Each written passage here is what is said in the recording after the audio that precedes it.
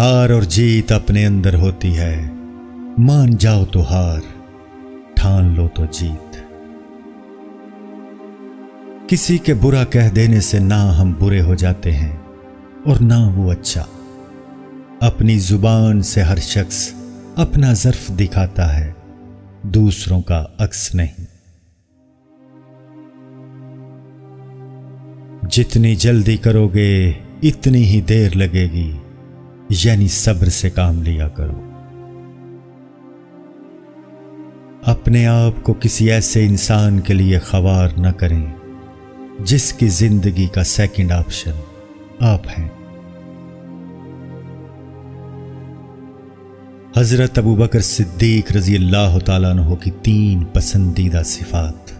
نبی کریم صلی اللہ علیہ وآلہ وسلم کے جمال مبارک کی محفل، حضور اقدس صلی اللہ علیہ وآلہ وسلم کے سامنے کفار سے جہاد کرنا اور پیارے آقا حضرت محمد مصطفیٰ صلی اللہ علیہ وآلہ وسلم کی ذات اقدس پر اپنا مال لٹا دینا۔